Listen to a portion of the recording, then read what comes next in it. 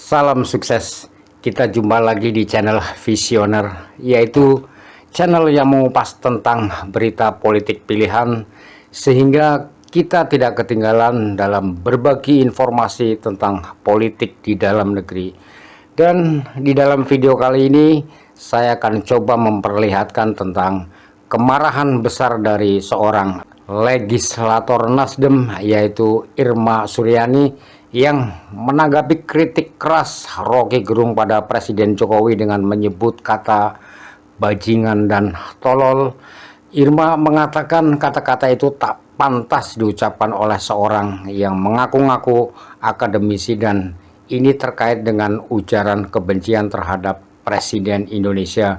Lalu seperti apa kelanjutannya? Kita langsung aja cek videonya bersama. Begitu Jokowi kehilangan kekuasaannya, dia jadi rakyat biasa, gak ada yang peduli nanti. Tetapi ambisi Jokowi adalah mempertahankan legasinya. Dia masih pergi ke Cina buat nawarin IKN.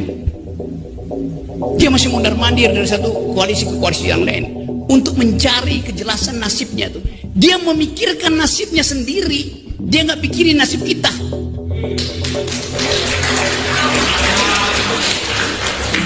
Itu bajingan yang tolol. Kalau dia bajingan pinter, dia mau terima berdebat dengan Jumhur Hidayat. Tapi bajingan tolol itu sekaligus bajingan yang pengecut. Ajaib, bajingan tapi pengecut gitu. Orang ini mengaku akademisi, kemudian juga mengaku sebagai profesor. Seneng banget disebut profesor, padahal dia bukan profesor, cuman S1 doang. Kemudian yang ketiga, dia juga mengaku sebagai dosen. Adik-adik semua kan mahasiswa ya. Jadi saya pikir kalau kalimat yang dilontarkan oleh seorang pendidik ya yang mengaku ngajar di banyak universitas, nggak pantas ngomong seperti itu.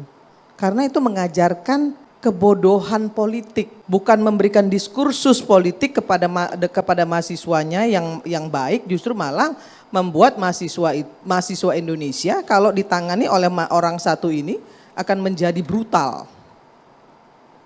Yang kedua, tapi saya nggak heran saya kalau itu bisa keluar dari mulut seorang Rocky Gerung, saya nggak heran. Asal usul dari masalah ini adalah soal fiksi atau fakta itu. Dan itu sebetulnya permulaan yang buruk, karena waktu kita sebut fiksi, di kepala kita adalah fiktif. Fiction itu kata benda, yaitu literatur. Selalu ada pengertian literatur di dalam kata fiksi. Tapi karena dia diucapkan dalam satu forum politik, maka dia dianggap sebagai buruk. Fiksi itu sangat bagus. Dia adalah energi untuk mengaktifkan imajinasi. Itu fungsi dari fiksi itu. Dan kita hidup dalam dunia fiksi lebih banyak daripada dalam dunia realitas. Fiksi lawannya realitas, bukan fakta.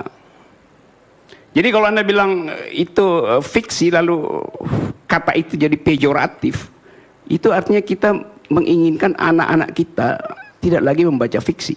Karena udah 2 bulan ini kata fiksi itu menjadi kata yang buruk. Kitab suci fiksi atau bukan? Siapa yang berani jawab? Kalau saya pakai definisi bahwa fiksi itu mengaktifkan imajinasi, kitab suci itu adalah fiksi. Karena belum selesai, belum tiba itu. Baba Tanah Jawa itu fiksi. Saya nggak tahu agamanya apa ya, karena dia nggak percaya dengan kitab suci. Kalau orang yang nggak percaya dengan kitab suci, artinya dia nggak percaya dengan agama.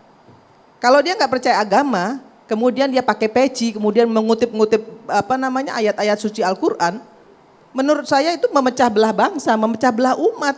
Karena apa? Karena yang dikutip itu bukan untuk diimani. Al-Quran itu bukan diimani oleh Rocky Gerung, tapi dipakai alat untuk berdebat. Ini celaka ini umat Islam kalau begini. Dan menurut saya kali ini Rocky itu sudah melampaui batasannya. Dan wajar untuk dihukum. Saya nggak peduli dengan bahasa bilang itu hanya kritisi. Itu bukan kritisi. Itu ujaran kebencian. Itu fitnah. Saya ini tukang kritisi. Haris tahu betul saya tuh. Di DPR siapa yang nggak tahu saya? Mau pemerintah seperti apa, kalau itu salah saya bilang salah. Kemarin aja undang-undang kesehatan, begitu diundangkan, kami dari fraksi Partai Nasdem, kami setuju dengan catatan. Apa yang tidak kami setujui? Yang namanya mandatory spending. Kami tetap fair. Kami tetap melakukan kontrol sistem yang efektif kepada pemerintah, tapi bukan mencaci maki. Ya, jadi patut orang ini dipenjara. Kenapa? Karena memberikan diskursus politik kepada mahasiswa yang buruk dan kemudian memecah belah umat. Saya sebagai muslim nggak terima juga dia melakukan itu kepada orang-orang ya, umat-umat yang menurut saya, mohon maaf, mungkin tidak paham dengan seluruh niat busuk orang ini terhadap agama Islam. Mbak Irma, kalau kemudian pasal yang disangkakan apa? Kalau memang kemudian penghinaan terhadap presiden kan sudah pasti deliknya delik aduan. Pak Presiden pun juga tidak ingin memanjangkan hal ini begitu. Pak Presiden dari awal nggak pernah gubris, karena menurut Presiden bukan levelnya beliau. Iya. Tapi kan udah kelewatan ini. Ini memecah belah umat.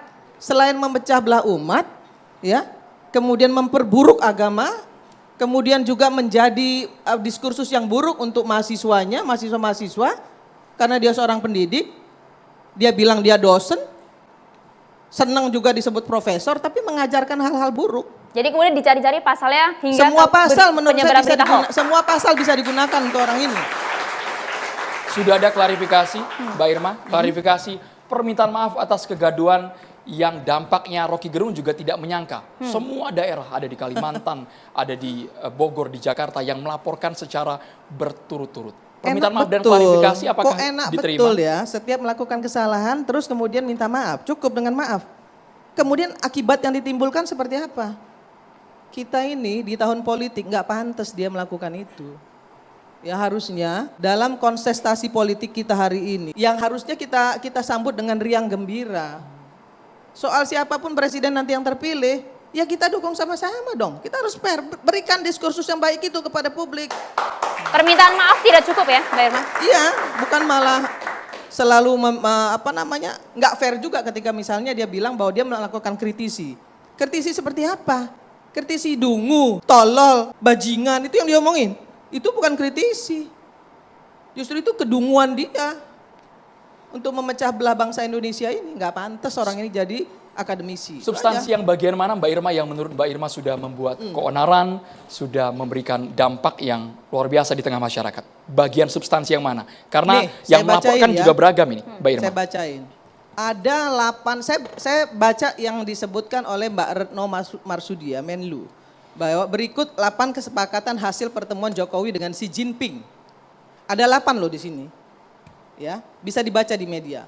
Nggak ada satupun kok yang merugikan Indonesia. Apa? Contoh, protokol tentang persyaratan pemeriksaan dan karantina untuk ekspor serbuk konjak dari Indonesia ke Tiongkok. Bagus dong. Kita ekspor kok. Kemudian protokol persyaratan psikosanitari untuk ekspor ya dari Indonesia ke Tiongkok.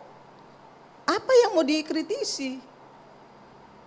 Apa yang mau dibilang itu tolol, bajingan tolol apa? Mulut dia itu aja yang tolol, bodoh itu mulutnya dia. Justru ini yang membuat masyarakat Indonesia jadi buruk di mata dunia karena orang ini. Jadi kalau dia ditangkap hari ini menurut saya itu pantas. Nah, itulah cuplikan dari potret panggung perpolitikan yang ada di tanah air kita, bahwa politik itu sebenarnya bukan sekedar tentang kekuasaan, tetapi politik itu adalah lebih dari sekedar bagaimana para penguasa bisa memberikan pelayanan terhadap masyarakatnya.